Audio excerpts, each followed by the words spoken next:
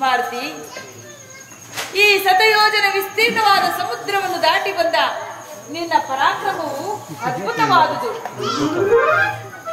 ಆದರೆ ಶ್ರೀರಾಮ ಲಕ್ಷ್ಮಣರ ಕುಶಲ ವಾರ್ತೆಯನ್ನು ಕೇಳಿ ಸಂತೋಷ ವ್ಯಸನಗಳು ಎರಡೂ ಉಂಟಾದವು. ಹೀಗಿರುವಾಗ ಆತನ ದರ್ಶನವು ಎಂದಿಗೆ ಕಾಣುವೆನೋ ಕಾಣೆನಲ್ಲ.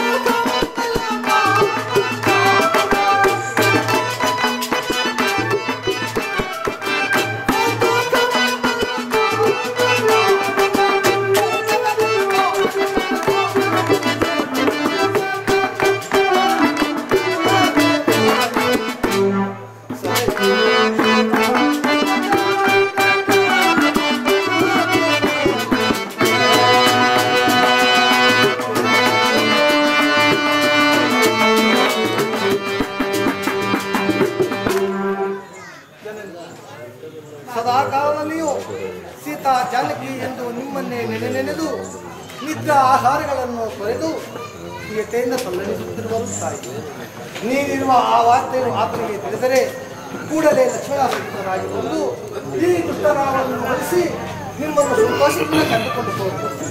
ಆದ ಕಾರಣ ನೀವು ನಿರಾಶರಾಗದೆ ಶಾಂತಿಯನ್ನು ಇರಬೇಕು ತಾಯಿ. ಅಲ್ಲದೆ ನಾನಿನ್ನು ಹೊರಡಲು ಅಪ್ಪಣೆಯಾಗಬೇಕು ತಾಯಿ. ನನಗಾಗಿ ವ್ಯಥೆ ಪಡುವುದನ್ನು ಕೇಳಿ ಸಂತೋಷ ವ್ಯಸನಗಳೆರಡೂ ಉಂಟಾದವು.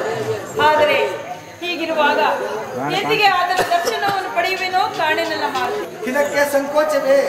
ಬನ್ನಿ, ನನ್ನ ಭುಜದ ಮೇಲೆ ಕುಳಿತುಕೊಳ್ಳಿ.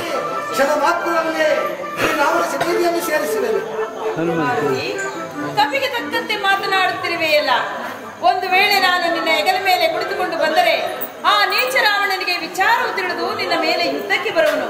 ಹಾಗೊಂದು ವೇಳೆ ಆತನನ್ನು ಜಯಿಸಿ ನನ್ನನ್ನು ಶ್ರೀರಾಮಚಂದ್ರನ ಬಳಿಗೆ ಕರೆದುಕೊಂಡು ಹೋದರೆ ರಾವಣನು ಹೊತ್ತುಕೊಂಡು ಹೋಗಿದ ಸೀತೆಯನ್ನು ಕಪಿಯೊಂದು ತಂದು ಕೊಟ್ಟಿದ್ದಂತೆ ಎಂದು ಜನರು ಆಡಿಕೊಳ್ಳುವುದಿಲ್ಲವೇ? ಶ್ರೀರಾಮಚಂದ್ರನ ಪರಾಕ್ರಮಕ್ಕೆ ಕುಂದಕವಾಗುವುದಲ್ಲವೇ? ಅದು ಅಲ್ಲದೆ ಪರಪುರುಷನಾದ ನಿನ್ನನ್ನು ನಾನು ಸೋಕಬಹುದೇ? ಆಲೋಚಿಸಿ ನೋಡು. ಜನನಿ, ಇದಕ್ಕೆ ಸಂಕೋಚವೇ? ಪತಿವ್ರತ ಶಿರೋಮಣಿಯು ಶ್ರೀರಾಮಚಂದ್ರನ ಧರ್ಮಪತ್ನಿ ಆದ ನಿಮ್ಮ ಅಮಲ್ಯ ವಾಕ್ಯಗಳಿಗೆ ಪ್ರತಿಯುಂಟೆ. ಆದರೆ ಇನ್ನು ಅವಿಜ್ಞಾನವನ್ನು ಅನುಗ್ರಹಿಸಬೇಕು. ಆಗಲಿ. ಎನ್ನಯ ಪ್ರತಿನಿಧಿ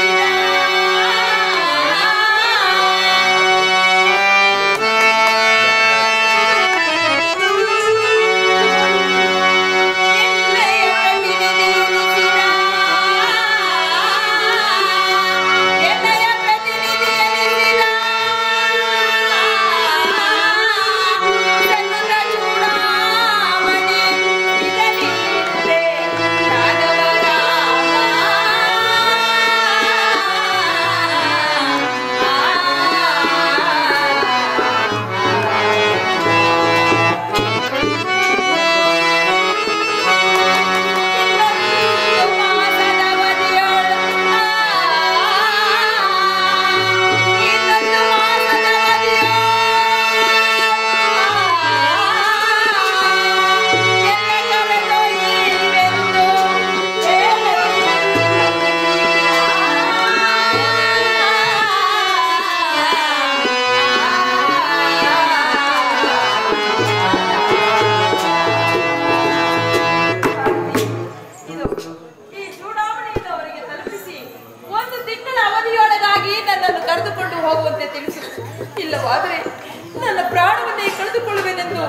ಅವರ ಮನ ಮುಟ್ಟುವಂತೆ ತಿಳಿಸು.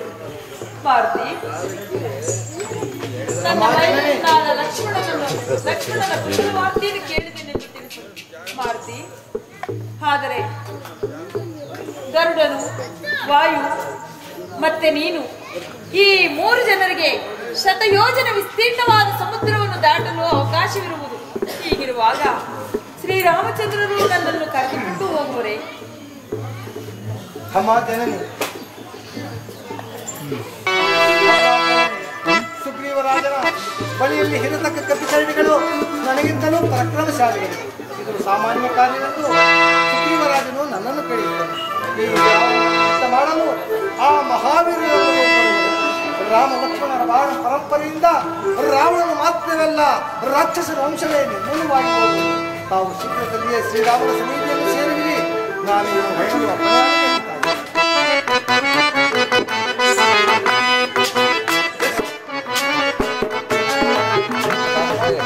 ಈಗ ಶ್ರೀರಾಮಚಂದ್ರನ ಪಾದ ಸೇವೆಯನ್ನು ಮಾಡಲು ಯೋಗ್ಯತೆಯನ್ನು ಪಡೆದಿದ್ದೇನೆ. ಆದರೆ ನಾನಿನ್ನೂ ಹೋಗಿ ಬರುವೆ. ಅಲ್ಲದೆ ತಮ್ಮನ ಅಣ್ಣನನ್ನು ಕಣ್ಣಿನಂತೆ ನೋಡಿಕೊಂಡಿರುವ ಲಕ್ಷ್ಮಣ ಸ್ವಾಮಿಗೆ ಏನೆಂದು ಹೇಳಲಿ, ಮತ್ತೆ ಶ್ರೀರಾಮಚಂದ್ರನಿಗೆ ಏನೆಂದು ಸಲೀತಾಯಿ. ನನ್ನ ಕುಶಲವನ್ನು ಅವರ ಕುಶಲವನ್ನು ಕೇಳಿದೇನೆಂದು ಅವರ ಮನ ಮುಟ್ಟುವಂತೆ ತಿಳಿಸು. ಬೇಗನೆ ಬಂದು ನನ್ನನ್ನು ಕರೆದುಕೊಂಡು ಹೋಗುವಂತೆ ಹೇಳು. ಚಿತ್ರಕೂಟ ಪರ್ವತದಲ್ಲಿ ಒಂದು ಕಾಗೆಯು ಬಾಧಿಸಿದ ಬ್ರಹ್ಮಾಸ್ತ್ರವನ್ನೇ ಪ್ರಯೋಗಿಸಿದ ಈ ನೀಚ ರಾವಣನನ್ನು ವರಿಸದೆ ಸುಮ್ಮನಿರಲ್ಲ ಎಂದು ಹೇಳಿದೆನೆಂದು ತಿಳಿಸು. ಇದು ಸಾಮಾನ್ಯ ಕಾರ್ಯವೆಂದು ಸುಗ್ರೀವರಾಜನು ನನ್ನನ್ನು ಕೇಳಿಸಿದರು. ಈ ರಾವಣನನ್ನು ಯುದ್ಧ ಮಾಡಲು ಆ ಮಹಾವೀರರನ್ನು ಬರುವುದು. ರಾಮ ಲಕ್ಷ್ಮಣರ ಬಾಣ ಪರಂಪರೆಯಿಂದ ರಾವಣನು ಮಾತ್ರವೇ ಅಲ್ಲ, ರಾಕ್ಷಸರ ವಂಶವೇ ನಿರ್ಮೂಲವಾಗಿ ಹೋಗುವುದು. ತಾವು ಶೀಘ್ರದಲ್ಲಿಯೇ ಶ್ರೀರಾಮನ ಸನ್ನಿಧಿಯನ್ನು ಸೇರುವಿರಿ. ನಾನಿನ್ನು ಹೊರಡಲು ಅಪ್ಪಣೆಯಾಗಬೇಕು ತಾಯಿ.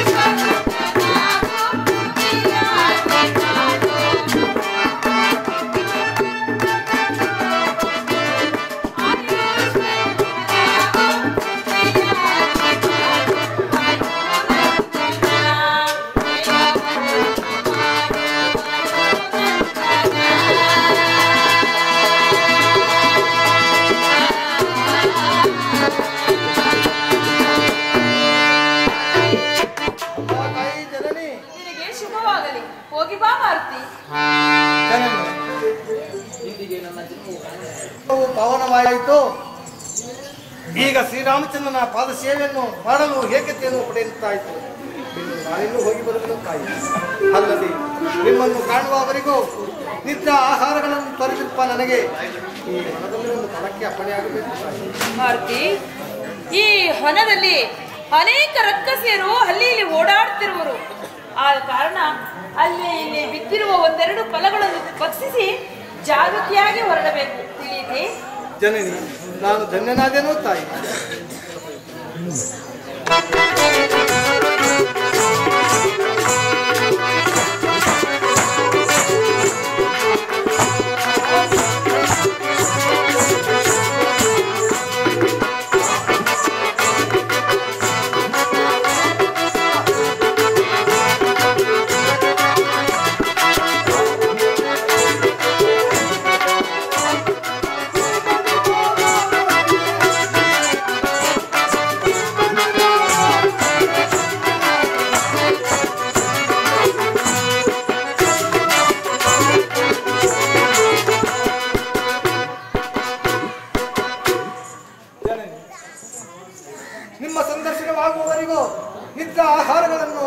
ಸ್ವಲ್ಪ ನನಗೆ ಈ ವನದಲ್ಲಿ ಒಂದು ಹೊಲಕ್ಕೆ ಅಪ್ಪಣೆಯಾಗಬೇಕು ತಾಯಿ.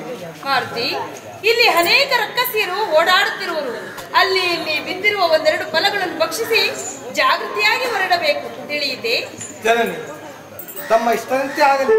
ಕಪಿಗಳು ಭಜಿಸುವ ಸಮಯದಲ್ಲಿ ತಮ್ಮಂತವರು ನೋಡಬಾರದಮ್ಮ. ತಾವು ಸ್ವಲ್ಪ ಮರೆಯಾದರೆ ಈ ಫಲವನ್ನು ಭಕ್ಷಿಸಿ ಹೋಗಿ. ಆಗಲಿ ಮಾರುತಿ.